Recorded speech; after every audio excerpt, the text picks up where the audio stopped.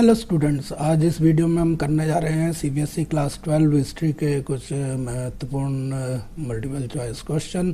Part का नाम है यात्रियों के नज़रिए, जो कि क्लास 12 का इतिहास का 5वां चैप्टर है। तो इसमें हमने लिए हैं बहुत ही इम्पोर्टेंट क्वेश्चन। तो शुरू करते हैं वीडियो को। पहला क्वेश्चन है, इनमें से कौन से फ्रांसीसी यात्री 17वीं शताब्दी के दौरान भारत आए थे?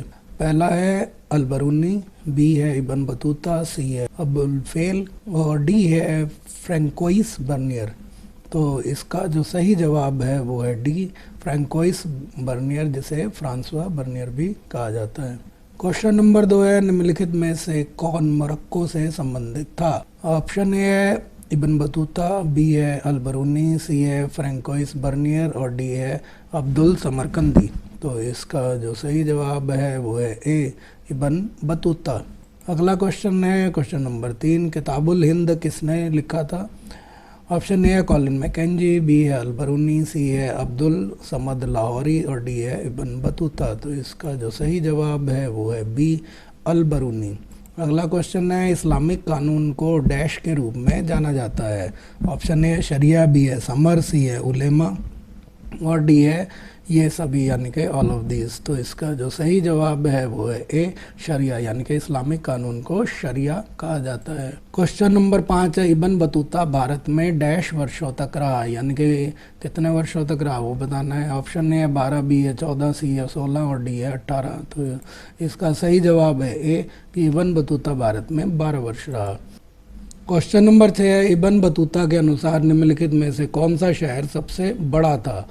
ऑप्शन ए है सूरत, बी दिल्ली, सी दौलताबाद और डी आगरा। तो सबसे बड़ा जो शहर था इब्न बतूता की नज़रों में वो दिल्ली शहर था। क्वेश्चन नंबर 7 है, travels in the Mughal empire पुस्तक किसने लिखी है? ऑप्शन ए है फ्रैंकोइस बर्नियर, बी है जॉन मार्शल, सी है कॉलिन मैकेंजी और डी है जेम्स प्रिंसेप। तो ये travels in the Mughal empire पुस्तक जो है वह फ्रैंकोइस बर्नियर ने लिखी है, जो कि दारा शिकोह मुख्य चिकित्सक थे, प्राइवेट चिकित्सक थे, यानी कि प्राइवेट डॉक्टर थे। क्वेश्चन नंबर 8 है, निम्नलिखित में से कौन सी पुस्तक अल-बरूनी द्वारा लिखी गई थी? ऑप्शन ए है रेहला, बी है किताबुल हिंद, सी है भारत की खोज और डी है अर्थशास्त्र। तो अल-बरूनी ने जो किताब लिखी थी वो थी किताबुल हिंद। अगला क्वेश्चन है क्वेश्चन नंबर 9, सही विकल्प चुनें। रोमांचक अवसरों से भरे शहर के रूप में दिल्ली की स्थापना किसने की? यानी कि किसने कहा कि दिल्ली शहर जो है वो अवसरों से भरा हुआ है? ऑप्शन ए है इब्न बतूता, बी है अल-बरूनी, सी है फ्रैंकोइस बर्नियर और डी है कार्ल मार्क्स। तो इसका जो सही जवाब है वो है ए, इब्न बतूता। क्वेश्चन नंबर 10 है, सही विकल्प चुनें। ऑप्शन ए है इब्न बतूता ने चीन में बड़े पैमाने पर यात्रा की, बी है अल-बरूनी ने भारतीय शहरों को काफ़ी आबादी वाला पाया, सी अल-बरूनी भारतीय डाक व्यवस्था से अत्यधिक प्रभावित था और डी इब्न बतूता के अनुसार भूमि का ताज स्वामित्व किसानों के लिए काफ़ी विनाशकारी था। तो इसका जो सही जवाब है वो है डी, कि इब्न बतूता के अनुसार भूमि पर ताज स्वामित्व यानी कि राजा का जो मालिकाना हक है वो किसानों के लिए विनाशकारी था। क्वेश्चन नंबर 11, निम्नलिखित कथनों पर विचार करें। पहला है, मॉन्टेस्क्यू ने प्राच्य निरंकुशवाद के अपने विचार को विकसित करने के लिए बर्नियर के वृत्तांतों का उपयोग किया। दूसरा, बर्नियर ने ग्रामीण समाज पर विस्तृत रिपोर्ट दी। सी है बर्नियर के अनुसार भूमि का ताज स्वामित्व किसानों के लिए अच्छा था। और चौथा है, बर्नियर ने भारतीय राजा को भिखारियों का राजा माना। दिए गए कथनों में कौन सा या कौन से सही है या हैं, यानी कि एक भी सही हो सकता है, एक से अधिक भी सही हो सकते हैं। तो ऑप्शन ए है पहला, दूसरा, तीसरा, चौथा, यानी कि चारों सही हैं।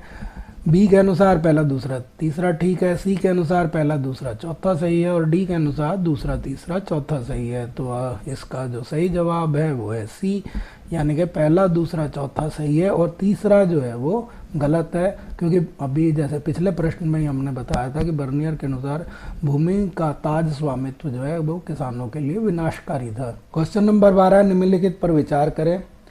पहला है और दूसरा, तीसरा यहाँ दिए गए, यहाँ लेखकों के नाम दिए गए, यहाँ कुछ पुस्तकों के नाम दिए गए हैं। तो आपको इनमें से बताना है कि कौन सा किसके साथ जुड़ा हुआ है। तो यहाँ कुछ जोड़े मिलाए गए हैं, उनका सही तरीके से मिलान करके बताना है आपको इनमें से कौन सा ABCD में से सही है। तो इसका जो सही जवाब है वो है ए, यानी कि पहला जो है वो दूसरे के साथ, और दूसरा जो है वो पहले के साथ, और तीसरा जो है वो तीसरे के साथ जुड़ा हुआ है, ये सही है। यानी कि अल बरूनी ने किताबुल हिंद लिखी और इब्न बतूता ने रिहाला और फ्रैंकोइस बर्नियर ने मुग़ल साम्राज्य में यात्रा यानी कि ट्रेवल्स इन मुग़ल एम्पायर लिखी थी। क्वेश्चन नंबर 13 है, किस पुर्तगाली लेखक ने भारत के व्यापार और समाज का विस्तृत विवरण दिया है? ऑप्शन ए है जीन बैप्टिस्ट ट्रेवेनियर, बी है दुआर्तो बारबोसा, सी है फ्रैंकोइस बर्नियर और डी है इब्न बतूता। तो इसका जो सही जवाब है वो है बी, दुआर्तो बारबोसा।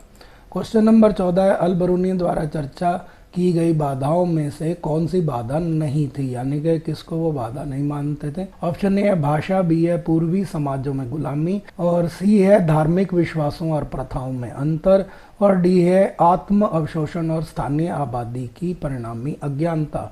तो इसका जो सही जवाब है वो है बी, कि पूर्वीय समाजों में गुलामी, यानी कि जो पूर्व में जो भारत जैसे दुनिया के पूर्व में जो देश आते हैं, यहाँ पे दास प्रथा जो थी वो गुलामी की प्रथा थी, वो उनके लिए एक बाधा थी।